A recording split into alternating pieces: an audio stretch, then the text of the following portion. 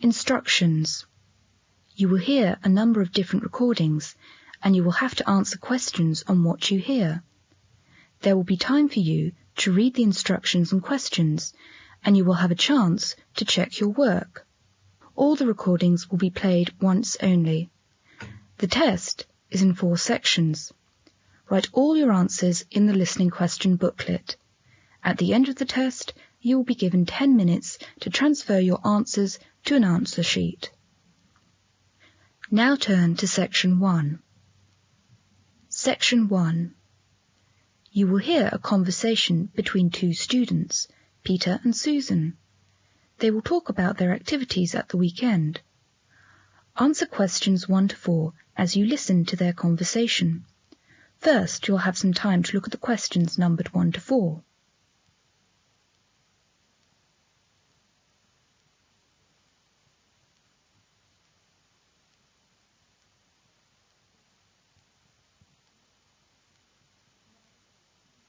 Now listen to the conversation and circle the appropriate letter or letters for each question. Hi, Susan. Hi, Peter. It's Friday again. Anything particular you want to do at the weekend? No, nothing particular in mind. Maybe tonight I'll go to a pub with some friends for the happy hour. You know, drinks are half price at weekends, and I don't have to get up very early tomorrow. Saturday morning, that's the time for washing my car, doing the laundry, and then go out for brunch. That's breakfast and lunch combined, right? Yes, that's it. You can spend 2 hours or more over brunch. It's a huge meal. You can have all the breakfast things as well as all sorts of lunch things, such as salads, chicken, pies and fruit. It's not expensive. You just pay £7 per person. For that you can eat as much as you like. It's a good time for all the family. Oh, that sounds good. What do you usually do at weekends? On Sundays I have a lot of newspapers to read. So do I. I sit in the garden over a cup of coffee with a continental breakfast and read that it's Sunday newspapers. Relax. How about Saturdays? Oh, I usually go to a club to play chess with some friends. I love the game very much. It's great fun, isn't it? Yes, lots of fun. I enjoy playing chess on Saturdays. I've never played chess, but I'd like to learn it someday. Is it difficult to learn? No, not at all. I can teach you if you like. A week later. Now Susan is teaching Peter how to play chess. Listen to their conversation. As you listen, answer questions 5 to 8 by writing 1 word for each answer, and answer questions 9 to 12 by writing T if the statement is true, and F if the statement is false, and N if there is no information given. First, you'll have some time to look at questions 5 to 12.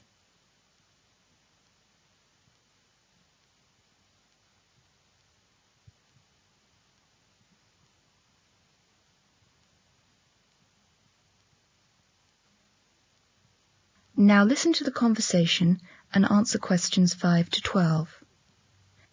Could you teach me how to play chess now? Yes, it's a board game played by 2 persons. How many pieces does each person have? 16 pieces. Each player has 2 rooks, 2 bishops, 2 knights, 1 king, 1 queen, and 8 pawns. One person uses the light-coloured pieces and the other plays with the dark-coloured pieces. The colours are always called white and black, even if they are cream and red. At the beginning of the game, the pieces are set up on the chessboard as shown in the picture. Oh, I see. There are 64 squares on the board. The rows of squares across the board are called ranks. You mean the horizontal rows? Yes, the rows of squares up and down, the vertical rows, are called files. Lines of squares running diagonally are called diagonals. How to move the pieces? There are some rules. Each of the pieces has to move in a certain way. The players take it in turns to move their pieces and can move only 1 piece in each turn. Once you have touched a piece, you must move it. After you have moved it and taken your hand away, you must leave the piece where it is. So, you are not allowed to change your mind? No. Each player has 2 knights, a king's knight and a queen's knight. They are shaped like a horse's head. The knight is the only piece which can jump over pieces. It can jump over pieces of its own colour, or over enemies' pieces. The knight can move in any direction, forwards, backwards, or to either side, but it always has to move 3 squares at a time. When the knight moves, it must go 2 squares in one direction and then 1 square to the side. I have to remember this. What is the aim of the game? Well, it's to trap your opponent's king so it can't escape being captured. That is, there are no squares for it to escape to, no pieces to protect it, and no pieces to capture the checking piece. When this happens, it is called checkmate, and the player with the checking piece or pieces wins. I'm afraid I need a lot of practice. Thank you very much. That is the end of section 1. You will now have half a minute to check your answers.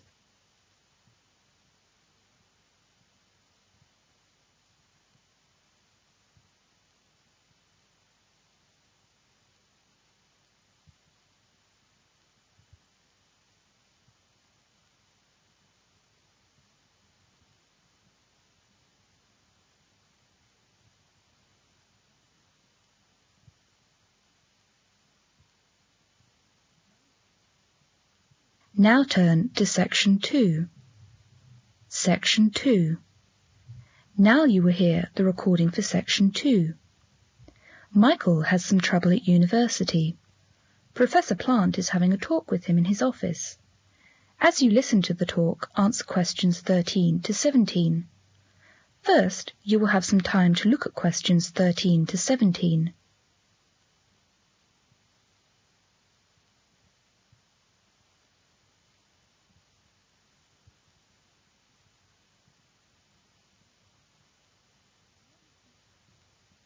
Now listen to the talk and answer questions 13 to 17.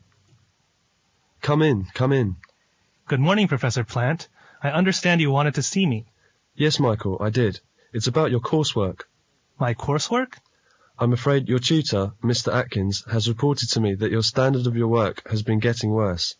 I know, Professor, He tells me that the essays you have done this term have been weak, and that your attendance at his tutorials and seminars has been poor. He has spoken to me about it, Professor. At this stage, Michael, your coursework is very important. I understand from Mr. Atkins that you are capable of an upper second, and it would be a pity to ruin your chances of a good degree, wouldn't it?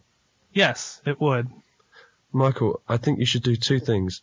The first is to cut down on your union activities. I understand you do a lot in the student union. And the second is to see one of our welfare tutors, to discuss any problems you may have. I'd like you to make an appointment to do that as soon as possible. All right, Professor. I'll expect to hear that your coursework has improved. Good morning, Michael. Good morning, Professor, and thank you. Michael is in the welfare office. As you listen, fill in the gaps numbered 18 to 22 and answer questions 23 to 24. First, you will have some time to look at the questions 18 to 24.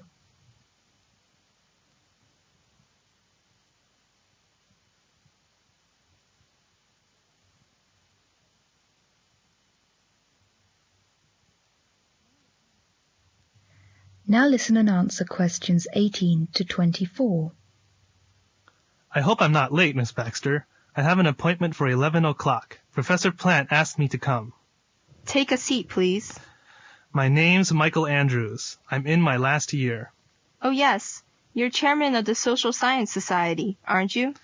That's right. That's one of my problems. It's been taking up too much time. Surely there must be another student who could take over the job. Yes, there is someone, I suppose. There isn't anything else worrying you, is there, Mr. Andrews?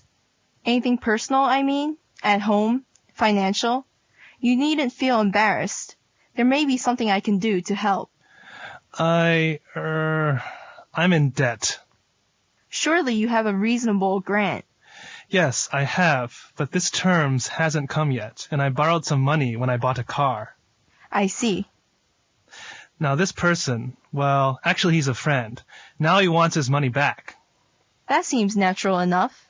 How much do you owe him? £100. Well, I'm afraid it's against our policy to lend money to students. The only solution seems to be to sell the car. Otherwise, you'll be short of money all term. Yes, I suppose so. In any case, I'll ask your county to send your grant as soon as possible. Thank you very much. Michael is talking to his friend Tessa in the student's coffee bar. Cheer up, Mike. You look really down in the dumps. What's the matter? I've seen the professor this morning and the welfare tutor. They've advised me to resign as chairman of the Social Science Society. Resign? But you've done it so well. Yes, I know, but I can't get through my work, and I've got finals coming up. I intended to work really hard last vacation, but you know what happened. I suppose it is best to resign, Mike. Peter can take over. That's not all. There's a bigger blow. Money, I suppose. Well, I owe Jim £100. What for? The car, was it? You are a fool, Mike. I can't see how an economist can be so silly about money. I'll just have to sell the car. Well, cheer up. You can always use my bike. That is the end of section 2. You will now have half a minute to check your answers.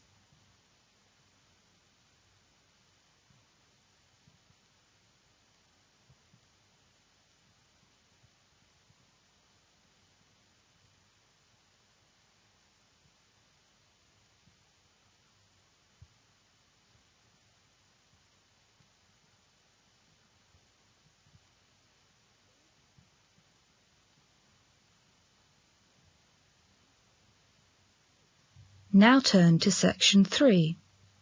Section 3. You are going to listen to a lecture about using computers in education. As you listen, answer questions 25 to 32. First, you will have some time to look at questions 25 to 32.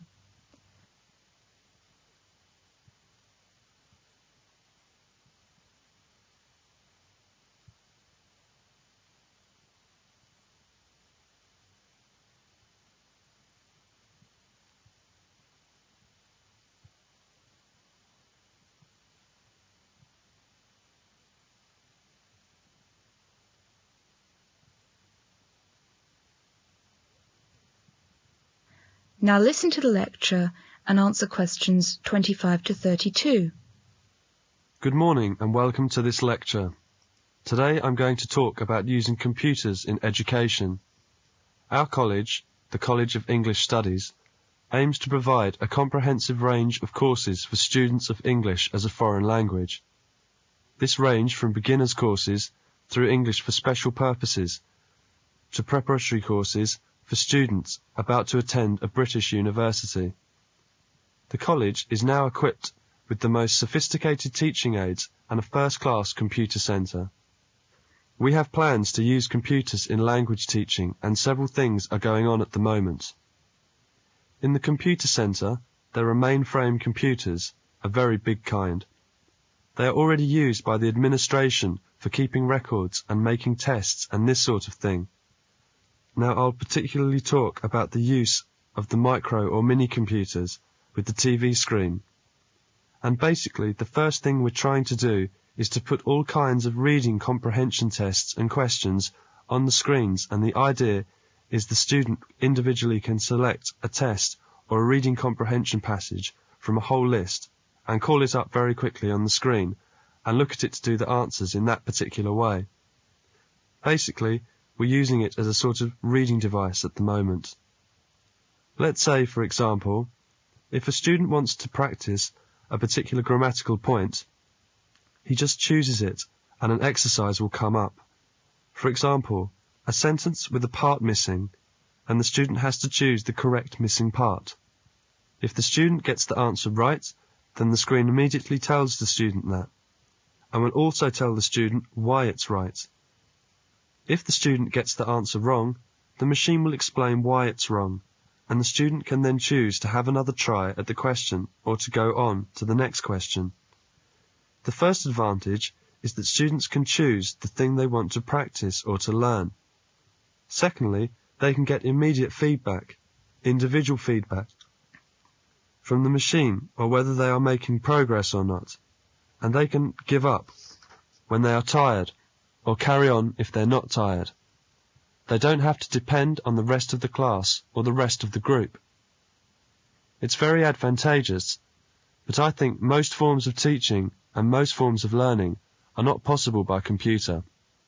I think the computer provides a lot of information when you want it, but it doesn't provide the essential feature in language learning, I think, and that is the practice of speaking to another human being or human beings.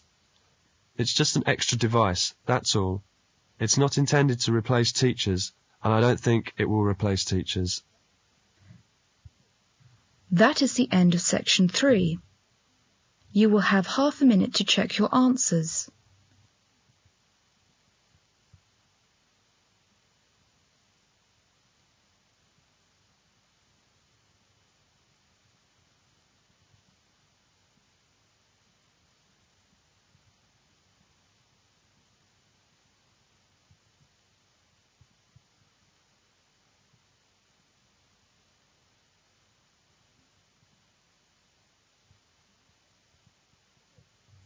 Now turn to section 4.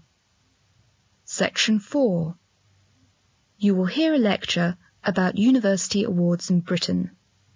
As you listen, answer questions 33 to 41. First, you will have some time to look at questions 33 to 41.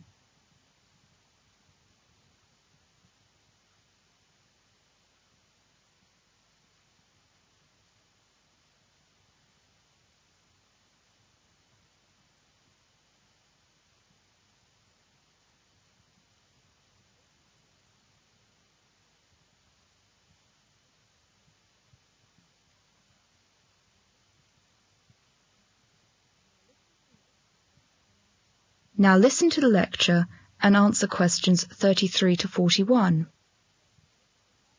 Good morning, everyone. This is the last talk in the series of lectures. Feel free to ask any questions during the talk, and I'll do my best to answer them. Today I'm going to talk about university awards. By that I mean the various degrees and diplomas and so on that universities give to their students. I must make it clear that my remarks will be limited to the British educational system. Different countries employ different systems. How are the university awards obtained? There are those awards which are given for the satisfactory completion of coursework and examination. The two best-known examples of these are the BA, or Bachelor of Arts, and the BSc, the Bachelor of Science, at an undergraduate level. These are sometimes also called first degrees, for the obvious reason that they are the first award that a student is likely to be given by the university. There are over 5,000 degree subjects and combination of subjects offered at universities throughout Britain. Bachelor-level degrees are normally given at the end of 3 or 4 years coursework. Some universities offer 4-year courses, especially for students from overseas. The 4 years are made up of 1 preparatory year plus 3 years of degree courses. Courses leading to degrees in medicine, dentistry and architecture can take from 3 to 7 years. Diplomas are included in this category because they too meet the criteria I have laid down here. That is to say, they are also awarded on the completion of satisfactory coursework and examination. Diploma courses normally only last for 1 year. They are too usually more narrowly specialised and more professionally orientated. Thus, they are most often given to people who are training to be teachers or social workers and who already have a bachelor-level degree. Next, there are those degrees which a university gives for successful completion of a piece of research. The MA, Master of Arts, the MSc, Master of Science, and the MBA, Master of Business Administration, are the ones most frequently awarded here at postgraduate level. At one time, these degrees were awarded only for the completion of research work, but over the past 20 years or so, a large number of additional master degrees have been introduced, which combine a quite small piece of research with a substantial amount of coursework on which the student is examined. The PhD, or Doctor of Philosophy, the most prestigious research degree, is on the other hand only awarded for a piece of research which shows great depth and considerable originality. It is expected to make a significant contribution to a knowledge of and understanding of a problem. It usually involves at least 4 years full-time research. Thirdly, and least commonly, there are the honorary degrees. These are, for example, the D.Lit, or Doctor of Letters, Doctor Litterum, if you want it in the original Latin, the DSCs, or Doctor of Science, and the LLD, or Doctor of Laws. These awards may be, in fact often are, awarded to people who have never been to university at all. They are very often, in fact, given to people who have distinguished themselves in some field of non-academic activity outside. Thus, the university may wish to honour a famous writer by giving him a D.Lit, or a famous politician by giving him or her an LLD. That's all I want to talk about today. Are there any questions? May I ask a question about the examinations? Yes, go ahead. What kind of examinations are the students going to have at the end of their coursework? Examinations can be divided into two types, objective and subjective. The objective test is designed in such a way as to require one and only one correct answer. It's considered to be a good test of factual knowledge. Examples of objective tests will consist of multiple choice and true-false questions. On the other hand, the subjective test allows for many possible ways of expressing an answer. Sometimes it even accepts completely different answers from different people, such as essays and interviews. Thank you very much. Well, if you want any more information, please feel free to come and talk to me. That is the end of section 4. Now you will have half a minute to check your answers.